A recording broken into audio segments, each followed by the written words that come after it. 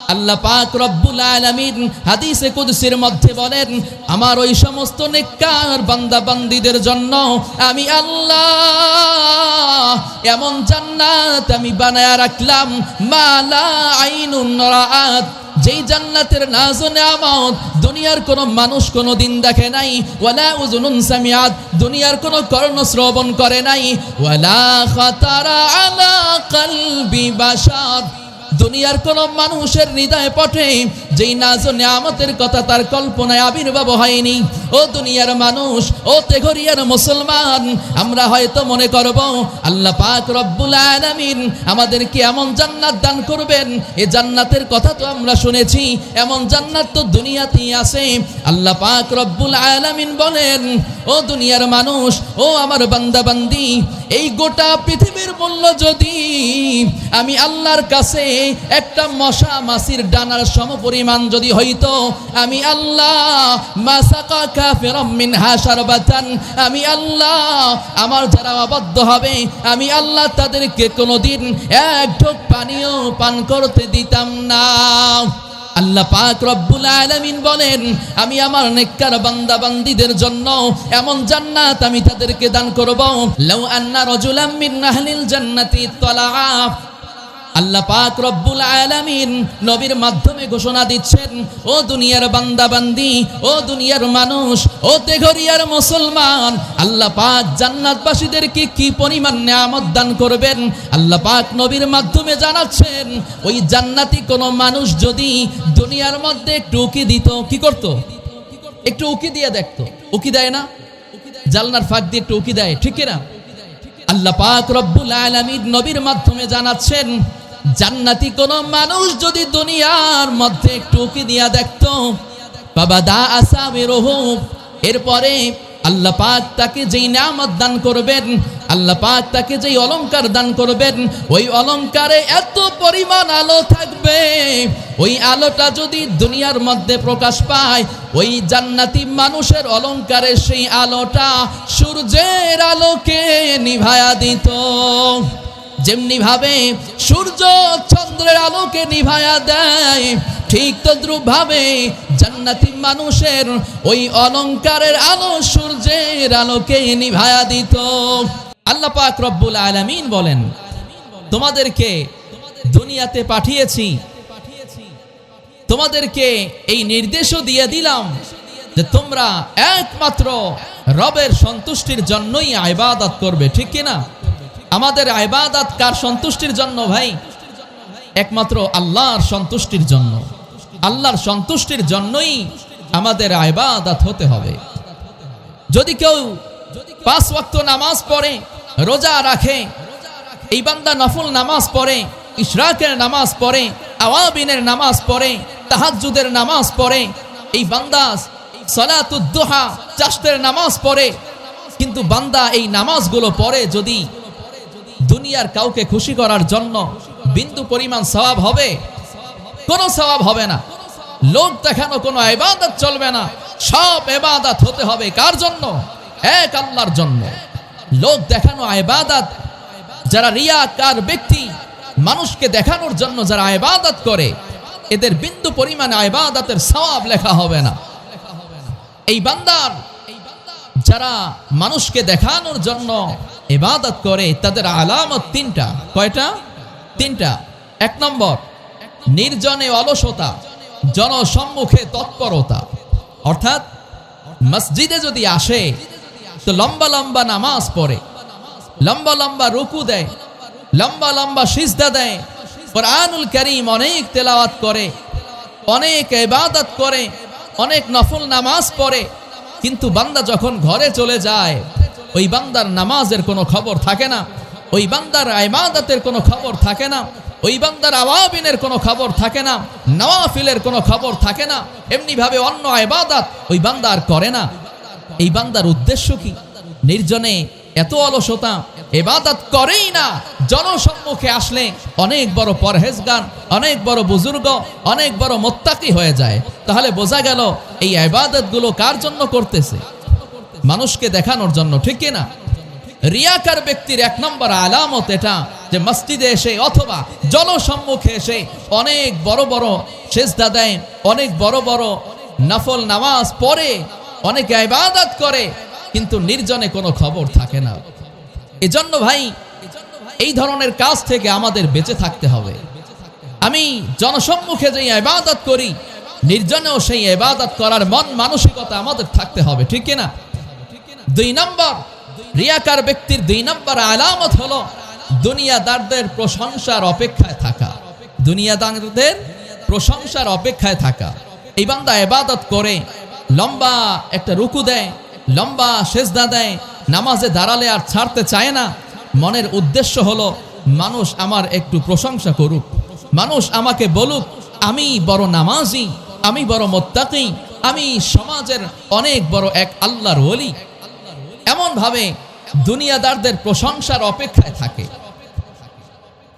এই দুনিয়াদারদের প্রশংসার অপেক্ষায় থাকা, এটা হলো রিয়াকার ব্যক্তির 2 নম্বর আলামত। আসলে প্রশংসা তো 2 ব্যক্তিরই হয়ে থাকে। যারা এক আল্লাহর ইবাদত করে তাদেরও প্রশংসা হয়, আর যারা মানুষকে দেখানোর জন্য ইবাদত করে তাদেরও প্রশংসা হয়। তবে পার্থক্য হলো যারা মানুষকে দেখানোর জন্য ইবাদত করে এদের যখন প্রশংসা করা হয়, এই বান্দা ওই প্রশংসা পাওয়ার পর আকাশে ভাসতে থাকে, মনে মনে দারুণ খুশি, মানুষ তো আমার প্রশংসা করতেছে। কিন্তু যারা এক আল্লাহর ইবাদত করে, আল্লাহর সন্তুষ্টির জন্য ইবাদত করে, এদের যখন প্রশংসা করা হয় ওই বান্দার অন্তর কাঁপতে থাকে, না জানি আমার ইবাদত কবুল হয় কিনা এই ভয়ে, এবং যখন প্রশংসা শুনলো ভয়ে তার অন্তরটা কাঁপতে থাকে। এজন্য আমাদের ইমামুল আজম আবু হানিফা রাহমাতুল্লাহ আলাইহি, তার যখন প্রশংসা করা হতো তখন তিনি নির্জনে বসে আল্লাহর কাছে দোয়া করতেন, আল্লাহ আপনার বান্দারা আমার উপর যেই নেক ধারণা করেছে ওই নেক ধারণা তুমি আমার মধ্যে বাস্তবায়িত করো। তো বলছিলাম মানুষের প্রশংসার অপেক্ষায় না থাকা, ইবাদত করব কার জন্য? এক আল্লাহর জন্য। কোন দুনিয়ার মানুষের প্রশংসার অপেক্ষায় থাকব না। 3 নম্বর রিয়াকার ব্যক্তির আলামত হলো, 3 নম্বর হচ্ছে মানুষ কোন কাজের নিন্দা করলে সাথে সাথে ছেড়ে দেওয়া। আমি ইবাদত করলাম, 2 রাকাত নফল নামাজ পড়লাম, কেউ আমাকে বলল বুজুর্গ হয়ে গেছে, এভাবে মুত্তাকি হয়ে গেছে। আমার কোনো কাজের যদি নিন্দা করে, ওই বান্দা চিন্তা করলো এত সুন্দর একটা নামাজ পড়লাম, মানুষ আমার প্রশংসা করলো না, নিন্দা করলো, যা নামাজ পড়বো না। তো মানুষ যখন নিন্দা করলো সাথে সাথে কাজটা ছেড়ে দিল, ইবাদতটাকে ছেড়ে দিল, তাহলে বোঝা গেল উনি ইবাদত করেছে কার জন্য? মানুষকে দেখানোর জন্য। এজন্য ভাই মেরে মুহতারাম, কোন সময় রিয়াকার হওয়া যাবে না, লোক দেখানো ইবাদত করা যাবে না। ইবাদত করতে হবে কার জন্য? আল্লাহর জন্য। আমরা নামাজ পড়বো কার জন্য? আল্লাহর জন্য। রোজা রাখবো কার জন্য? আল্লাহর জন্য। যাকাত দিব কার জন্য? আল্লাহর জন্য। সাদকা করব কার জন্য? আল্লাহর জন্য। মসজিদে দান করব কার জন্য? আল্লাহর জন্য। প্রত্যেকটা কাজ হতে হবে কার জন্য ভাই? আরো জোরে বলেন, কার জন্য? আল্লাহর জন্য হতে হবে। আমাদের সাহাবায়ে কেরামদের থেকে আমরা শুনি, সাহাবায়ে কেরামদের মধ্যে ইখলাস কি জিনিস, কত বড় দামি এক সম্পদ ছিল তাদের কাছে। তারা প্রত্যেকটা কাজ করেছে কার জন্য? আল্লাহর জন্যই। এমনই এক হযরত ওমর ইবনুল খাত্তাব রাদিয়াল্লাহু আনহুর জামানায় আশ্চর্য এক ঘটনা ঘটে গেছে। হযরত ওমর ইবনুল খাত্তাব রাদিয়াল্লাহু আনহুর খেলাফত আমলে হযরত ওমর যখন অর্ধ জাহানের খলিফা, হযরত ওমর ইবনুল খাত্তাব রাদিয়াল্লাহু আনহু অর্ধ জাহানের খলিফা নিযুক্ত হলেন। খলিফা হওয়ার পর হযরত ওমর ইবনুল খাত্তাব রাদিয়াল্লাহু তাআলা আনহুর দরবারে এক রাজপুত্রকে বন্দী করে আনা হলো। কার দরবারে? ওমর ইবনুল খাত্তাব রাদিয়াল্লাহু তাআলা আনহুর দরবারে এক রাজপুত্রকে বন্দী করে আনা হলো। বন্দী করে আনার পর এই রাজপুত্র সব সময় মুসলমানদের বিরুদ্ধে ষড়যন্ত্রে লিপ্ত ছিল। ষড়যন্ত্রে লিপ্ত হওয়ার কারণে হযরত ওমর ইবনুল খাত্তাব রাদিয়াল্লাহু আনহু তার ব্যাপারে চিন্তা করলেন। চিন্তা করার পর দেখলেন তিনি মুসলমানদের বিরুদ্ধে ষড়যন্ত্রে লিপ্ত ছিলেন। একে যদি ছেড়ে দেওয়া হয় এই বান্দা সব সময় মুসলমানদের বিরুদ্ধেই চলে যাবে। এজন্য হযরত ওমর ইবনুল খাত্তাব তাকে মৃত্যুর ফয়সালা দিয়া দিলেন। হযরত ওমর ইবনুল খাত্তাব রাদিয়াল্লাহু আনহু তার ব্যাপারে মৃত্যুর পরোয়ানা শুনিয়ে দিলেন। শুনিয়ে দেওয়ার পর ওই রাজপুত্র বলতেছে, হযরত আপনি আমাকে একটু আমার শেষ ইচ্ছাটুকু পূরণ করবেন কিনা? হযরত ওমর ইবনুল খাত্তাব রাজপুত্রকে বললেন, বলো তোমার শেষ কি ইচ্ছা? ওই রাজপুত্র এবার বলল, হযরত আমার শেষ ইচ্ছা হলো আপনি আমাকে এক গ্লাস পানি পান করান। আমি বড় পিপাসার্ত, আমি বড় তৃষ্ণার্ত। হযরত ওমর ইবনুল খাত্তাব রাদিয়াল্লাহু আনহু তাকে এক গ্লাস পানি পান করানোর জন্য বললেন। যখন তিনি অর্ডার দিলেন, অর্ডার দেওয়ার পর এক গ্লাস পানি তার সামনে হাজির করা হলো। ওই বান্দা গ্লাসটা যখন হাতে নিলেন, হাতে নেওয়ার পর তিনি গ্লাসটা ধরে তার হাত এভাবে কাঁপা শুরু হয়ে গেছে। ওমর ইবনুল খাত্তাব জিজ্ঞেস করলেন, ভাই তুমি কেন কাঁপতেছো? তোমার হাত এভাবে কেন নড়াচড়া করতেছে? রাজপুত্র বলতেছে, হযরত আমার বড় ভয় হচ্ছে, না জানি আমি পানি পান শেষ হওয়ার আগেই আপনার জল্লাদ আমাকে দুনিয়া থেকে বিদায় দিয়া দেয়। হযরত ওমর ইবনুল খাত্তাব তাকে অভয় দিয়ে বললেন, ও আমার ভাই, আমি বললাম, আমি অর্ডার দিয়ে দিলাম, তোমার পানি পান শেষ হওয়ার আগে জল্লাদ তোমাকে হত্যা করবে না। একথা বলার পর রাজপুত্র সাথে সাথে ওই গ্লাসটা নিচে ফেলে দিয়েছে। ওমর ইবনুল খাত্তাব এবার বলতেছেন, আমি তোমাকে পানি দিলাম পান করার জন্য, তুমি কেন নিচে ফেলে দিলে? রাজপুত্র এবার বলছে, হযরত আপনি বলেছেন এই পানি শেষ হওয়ার আগে আমাকে হত্যা করবেন না, আমি তো পানি নিচে ফেলে দিয়েছি, আপনি তো আমাকে আর হত্যা করতে পারবেন না। হযরত ওমর ইবনুল খাত্তাব রাদিয়াল্লাহু আনহু তাকে বললেন, যাও, আমি তোমাকে আর হত্যা করব না। রাজপুত্র এবার বলতেছে, হযরত আপনি যখন আমাকে হত্যা করবেন না, তাহলে আমার থেকে ওয়াদা শুনে নেন, আমি এবার আপনি আমাকে কালিমা পড়িয়ে মুসলমান বানিয়ে দেন। বলেন সুবহানাল্লাহ। ওমর ইবনুল খাত্তাব এবার জিজ্ঞেস করলেন, ও আমার ভাই, তুমি আগে কেন মুসলমান হইলা না, এখন কেন মুসলমান হইলা? ওই রাজপুত্র ডেকে বলে, হযরত আমি যদি এর আগেই মুসলমান হইতাম তাহলে মানুষ বলতো এই লোকটা মৃত্যুর ভয়ে ইসলাম গ্রহণ করেছে। হযরত এজন্য আমি এমন কৌশল অবলম্বন করলাম যাতে মৃত্যুর ভয় দূর হয়ে যায়।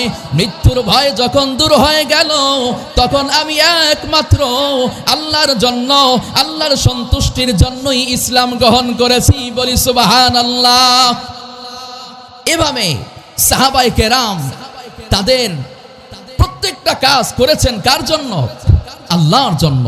প্রত্যেকটা কাজ তারা করেছেন এক আল্লাহর সন্তুষ্টির জন্য। সন্তুষ্টির জন্য করার কারণে আল্লাহ পাক তাদেরকে কি দিয়েছেন? কত বড় বড় পুরস্কার দান করেছেন।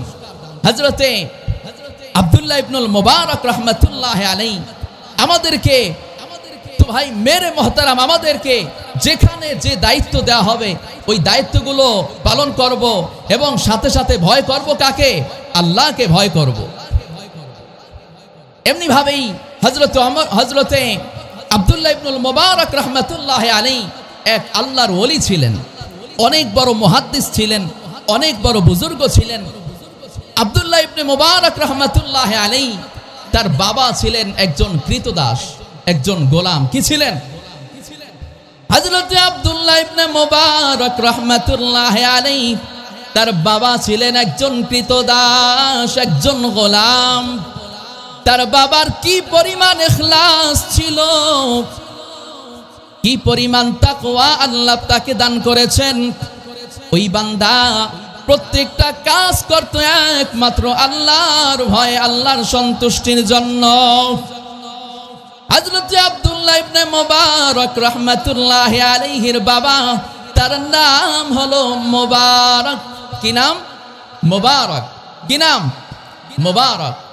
মুবারক রাহমাতুল্লাহি আলাইহি এক ব্যক্তির গোলাম ছিলেন।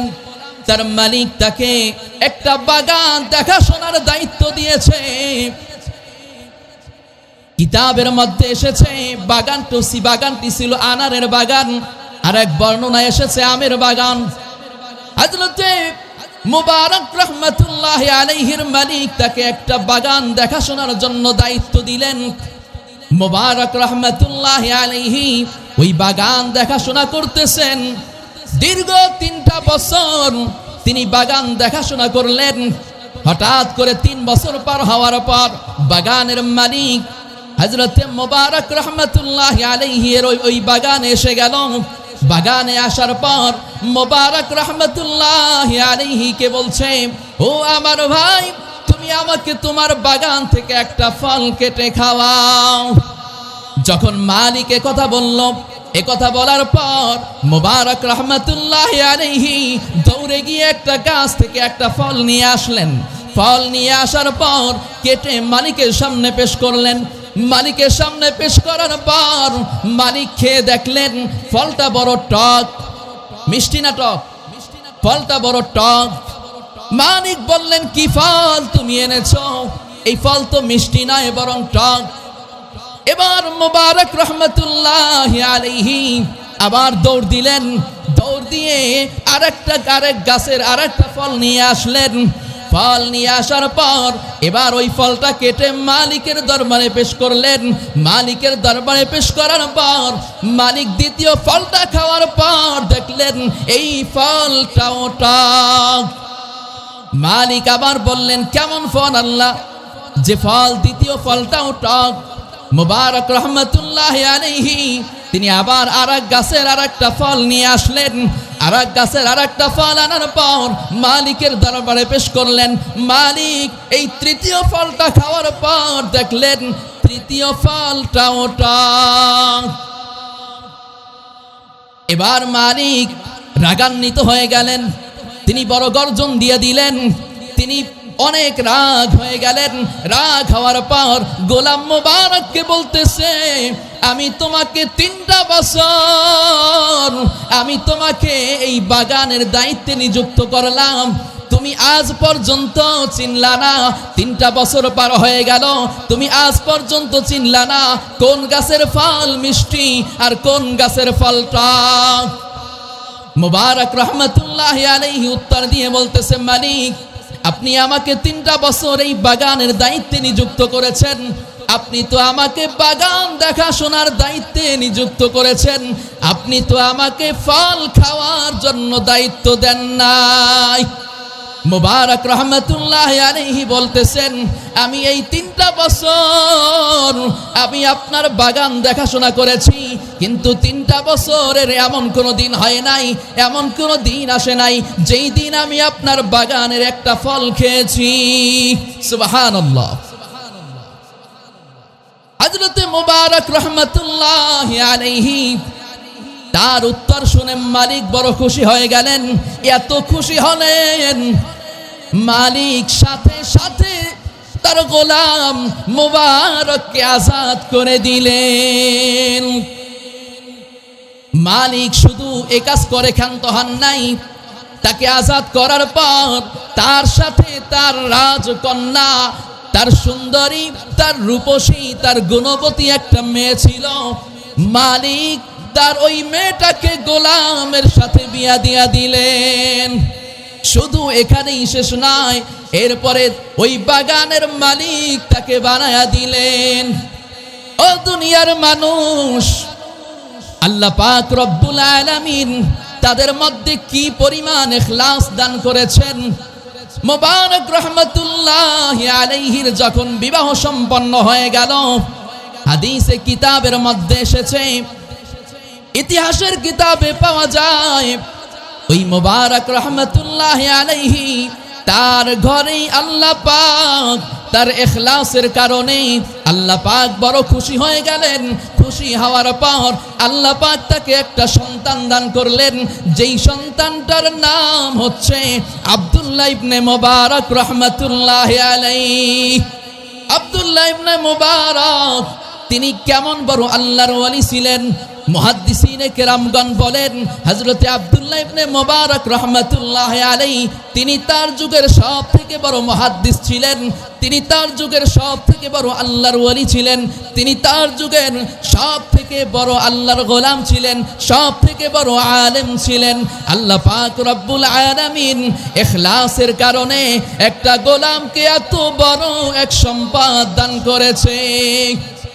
এজন্য ভাই অনেক সময় দেখা যায় মানুষ এক এক দায়িত্ব যখন দেওয়া হয় ওই বান্দা দায়িত্বে অবহেলা করে, দায়িত্ব ঠিকমতো আদায় করে না, ঠিক কিনা? আল্লাহ পাক রব্বুল আলামিন বলেন এভাবে ইখলাসওয়ালা আমল করো, তুমি এই দুনিয়ার জিন্দেগিতেও সফল হইবা, আবার পরকালের জিন্দেগিতেও সফল হইবা, ঠিক কিনা? মুহতারাম হাজিরিন, আবার অনেকে প্রশ্ন করবেন, হযরত আমরা তো এক আল্লাহর ইবাদত করি আল্লাহর জন্য, কিন্তু বিপদ আপদ মাঝে মধ্যে আসে। আমরা আল্লাহর ইবাদত করি কিন্তু মাঝে মধ্যে বিপদ আপদ আসে, এগুলো কেন? মুহতারাম হাজিরিন, আল্লাহ পাক রব্বুল আলামিন যখন কোন নেককার বান্দার উপর কোন বিপদ দেন, এটা আল্লাহ তাকে ভালোবেসে দেন। আপনারা বলবেন কিভাবে ভালোবেসে আমার উপর বিপদ দিলেন? এর কারণ হলো আল্লাহ পাক রব্বুল আলামিন তাকে, ওই বান্দাকে তার মর্যাদা বাড়াইতে চাইতেছেন, তার মর্যাদা বাড়াইতে চাইতেছেন। আল্লাহ পাক দেখেন এই বান্দা ইবাদত করে আমি যেই মর্যাদায় তাকে উঠাতে চাচ্ছি ওই মর্যাদায় সে পৌঁছতে পারবে না। এজন্য আল্লাহ পাক মাঝে মধ্যে তার নেককার বান্দাদের উপর বিপদ দেন, আপদ দেন, অনেক বালা মুসিবত দেন, সন্তান কেড়ে নেন, এভাবে বালা মুসিবত দেন। এই বালা মুসিবতের সময় যদি ওই বান্দা ধৈর্য ধারণ করে তখনই আল্লাহ পাক তার মর্যাদা অনেক অনেক অনেক ঊর্ধ্বে উঠিয়ে নেন। মুহতারাম হাজিরিন, এজন্যই আল্লাহ পাক পবিত্র কোরআনুল কারীমে বলেন, ইয়া আইয়ুহাল্লাযীনা আমানুস্তাঈনু বিস-সাবরি ওয়াস-সালাহ ইন্নাল্লাহা মা'আস-সাবিরিন। আল্লাহ পাক পবিত্র কোরআনুল কারীমে বলেন, ও আমার বান্দা বান্দি, তোমরা আল্লাহর কাছে সাহায্য চাইবা বিস-সাবরি ওয়াস-সালাহ, নামাজ এবং ধৈর্যের মাধ্যমে। কারণ কি জানো? ইন্নাল্লাহা মা'আস-সাবিরিন, আল্লাহ পাক ধৈর্যশীলদের সাথে আছেন। বোঝা গেল কি? যারা ধৈর্য ধারণ করে না আল্লাহ তাদের সাথে নাই, বরং আল্লাহ পাক ওই ব্যক্তিদের সাথেই আছেন যারা ধৈর্য ধারণ করে, ঠিক কিনা? এমনই এক আল্লাহর ওয়ালি, এক মহিলা, তিনি বড় আল্লাহ তাআলার মহাব্বতের এক নারী। আল্লাহ পাক ওই নারীকে কি পরিমাণ ধৈর্য দান করেছিলেন কিতাবের মধ্যে এসেছে। এক আল্লাহর বান্দি তিনি একদিন রুটি বানানোর জন্য চুলার কাছে গেলেন, সাথে তার 3টা বাচ্চা। কয়টা বাচ্চা? ওই মহিলার 3টা বাচ্চা। ওই মহিলা, এক আল্লাহর ওয়ালি বলেন, ওই মহিলা একদিন হজে গিয়েছে।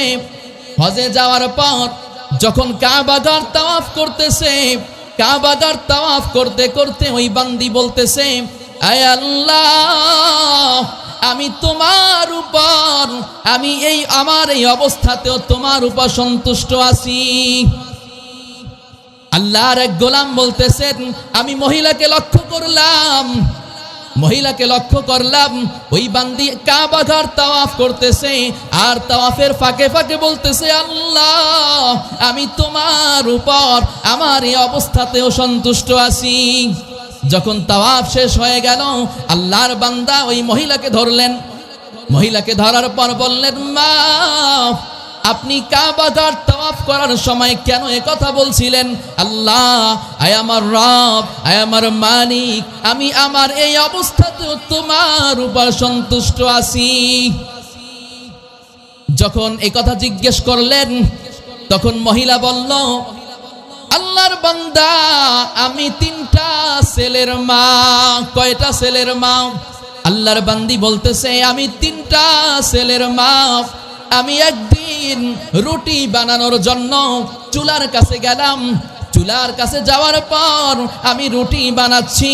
আমার দুধের একটা সন্তান কেবলমাত্র বসা শিখেছে, আর কেবলমাত্র হামাগুড়ি দিয়ে হাঁটা শিখেছে।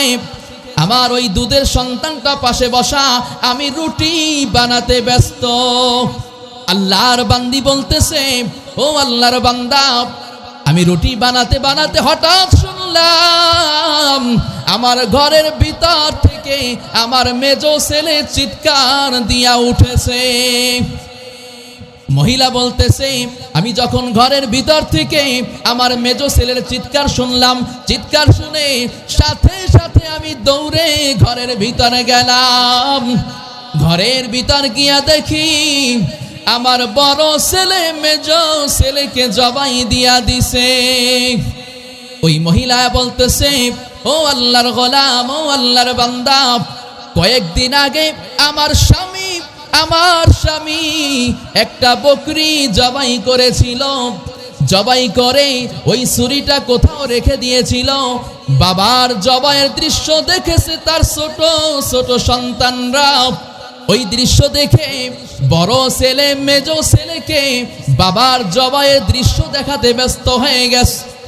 বড় ছেলে মেজো ছেলেকে বলতেছে, তোমাকে আজকে দেখাই আমার বাবা কালকে কিভাবে বকরি জবাই করেছে। এটা দেখানোর জন্য বড় ছেলে মেজো ছেলেকে মেজো ছেলের গলার উপর দিয়ে ছুরি চালায়া দিয়েছে। যখন ছুরি চালায়া দিয়েছে, সাথে সাথে আমার মেজো ছেলের রগগুলা কেটে গিয়েছে। রগ কাটার পর ফিনকি দিয়ে রক্ত বের হচ্ছে। আমি এসে দেখলাম আমার মেজো ছেলে রক্তের সাগরে হাবুডুবু খাইতেছে। আল্লাহর বান্দি মহিলা বলেন, আমি ভয় পেয়ে গেলাম, বড় চিন্তায় পড়ে গেলাম। এরপরে আমি মেজো ছেলের লাশকে উঠায় নিলাম। উঠিয়ে নিয়ে আমার বাড়ির আঙ্গিনায় একটা খাট রাখা ছিল। আমি আমার মেজো ছেলের লাশকে উঠিয়ে ওই খাটের মধ্যে রেখে দিলাম। খাটের মধ্যে রাখার পর এবার আমি খুঁজতেছি আমার বড় ছেলে কোথায় গেল। বড় ছেলে ভয় পেয়ে গেছে। আমি কি কাজ করে ফেললাম আমি তো বুঝি নাই, আমার ভাই দুনিয়া থেকে চলে যাবে।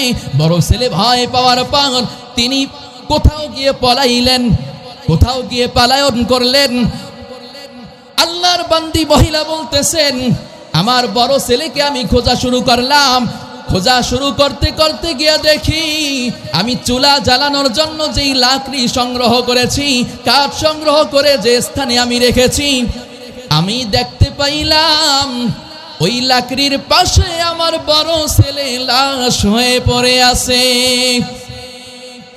আল্লাহর বান্দি বলেন, আমি যখন দেখতে পাইলাম আমার বড় ছেলে লাশ হয়ে গিয়েছে, আমি আমার বড় ছেলে মারা যাওয়ার কারণ উদ্ঘাটন করা শুরু করলাম। হঠাৎ দেখতে পাইলাম ওই লাকড়ির ভিতর দিয়ে একটা সাপ বের হয়ে যাচ্ছে। ওই মহিলা আল্লাহর বান্দি বলতেছে, আমার বোঝার বাকি নাই, ওই সাপ দংশন করে যার কারণে আমার বড় ছেলে দুনিয়া থেকে চলে গিয়েছে। আল্লাহর বান্দি বলেন, আমি এবার আমার বড় ছেলের লাশকেও মেজো ছেলের পাশে রাখা দিলাম। এবার আল্লাহর বান্দি বলেন, আবার হঠাৎ করে মনে হলো আমি তো রুটি বানাচ্ছিলাম, আমার 2টা ছেলে পরপর দুনিয়া থেকে বিদায় হওয়ার পর আমার আর হুঁশ নাই। আমার কোলেও একটা ছেলে ছিল, যেই ছেলেটা হাঁটতেও পারে না, কেবলমাত্র বসা শিখেছে। আল্লাহর বান্দি বলেন, এরপর আমি দৌড়ে চলে গেলাম চুলার পাশে।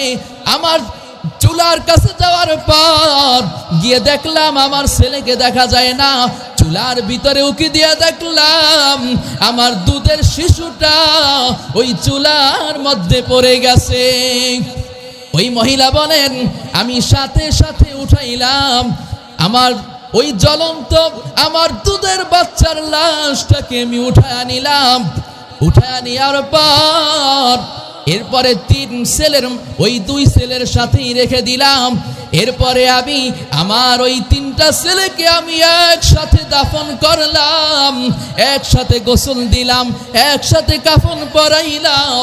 এর কিছুদিনের মধ্যেই আমার হজের ফয়সালা হয়ে গেল, আল্লাহর ঘরে আসার ফয়সালা হয়ে গেল।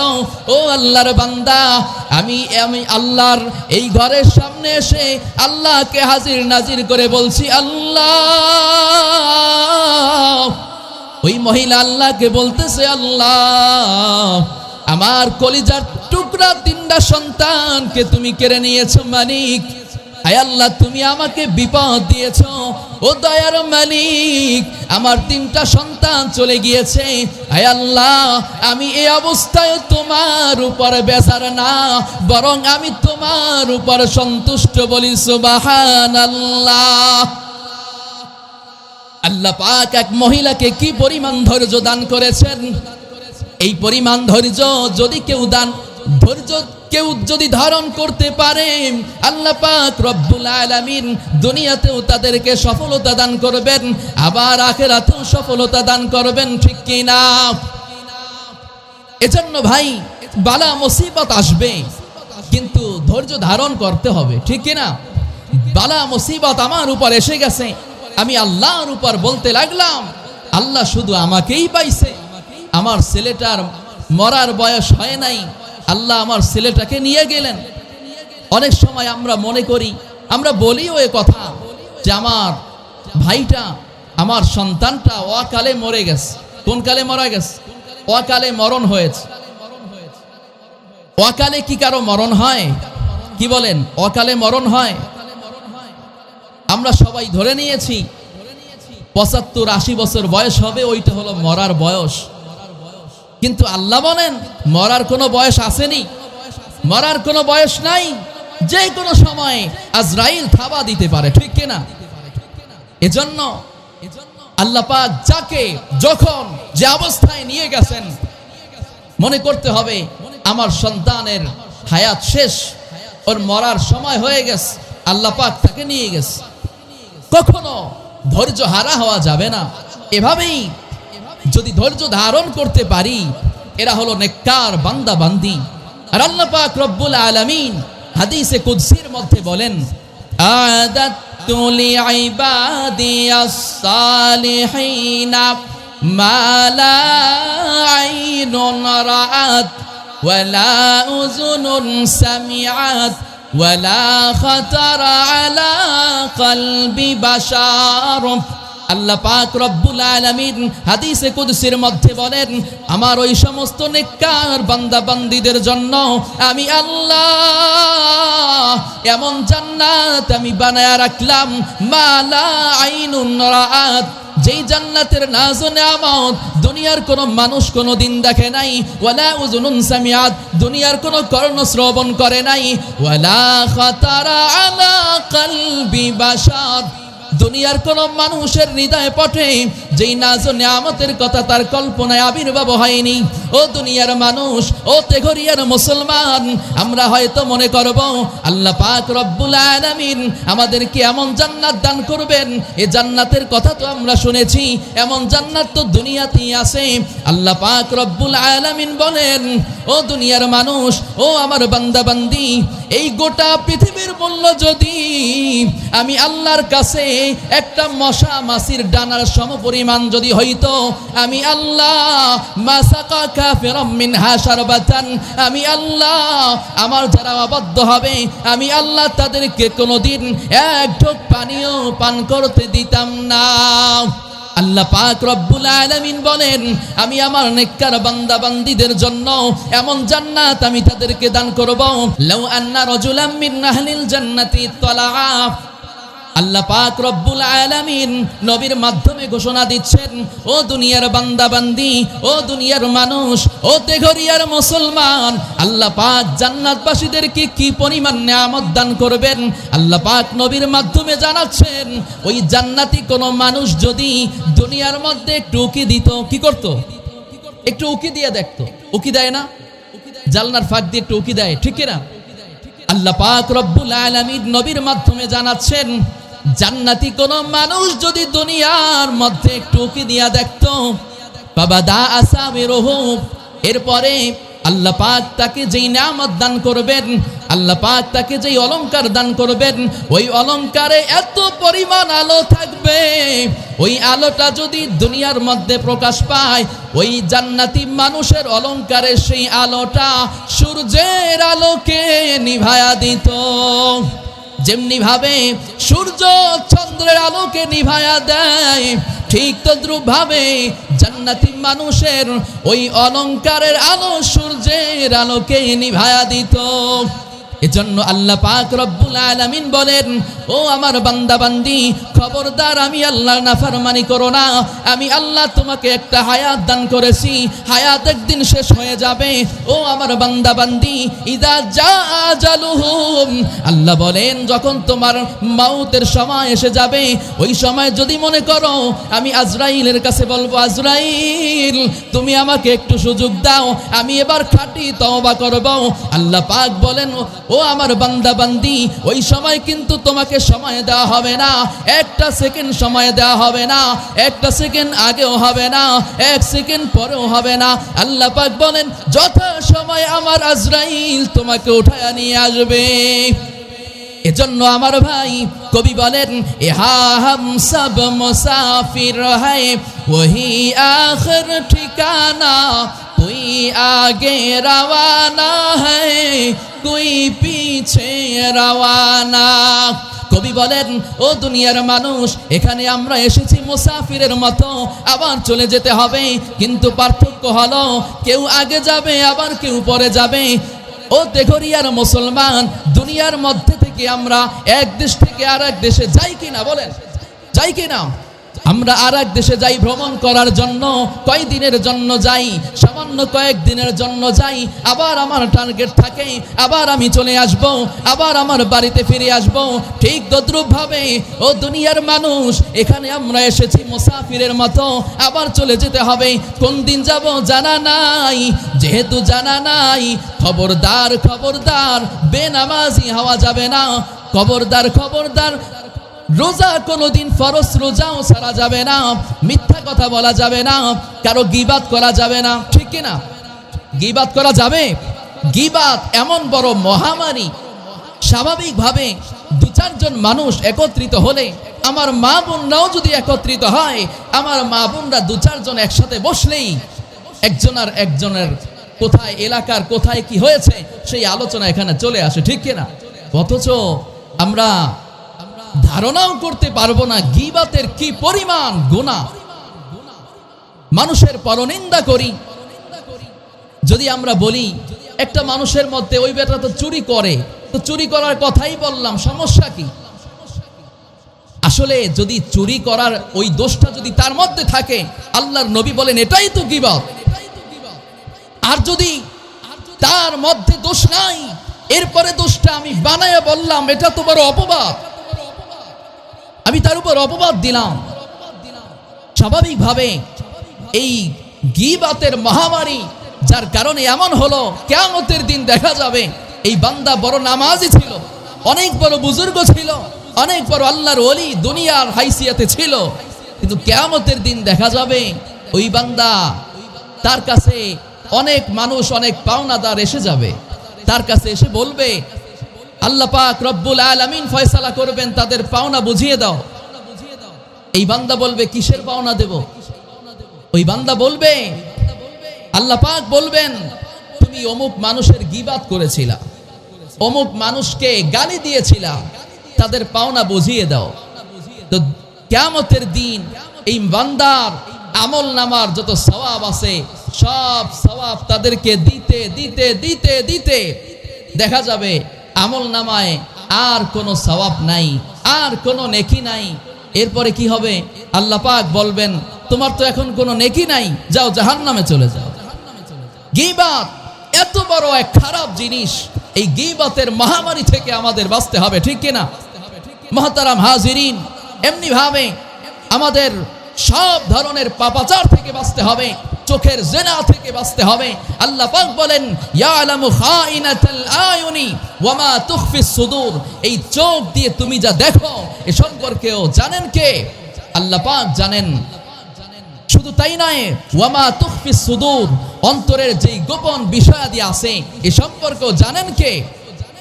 আল্লাহ পাক জানেন। এজন্য আল্লাহ পাক রব্বুল আলামিন বলেন, আল্লাহ পাক তার হাবিবের মাধ্যমে জানাচ্ছেন আসহাবি কান নুজুম বিআইহিম ইকতাদাইতুম ইহতাদাইতুম। আল্লাহর নবী বলেন, ও দুনিয়ার মানুষ, আমার সাহাবায়ে কেরাম হচ্ছে আকাশের এক একটা নক্ষত্রের মতো। বিআইহিম ইকতাদাইতুম ইহতাদাইতুম, তোমরা যে কারো অনুসরণ করবা হেদায়েত পেয়ে যাইবা।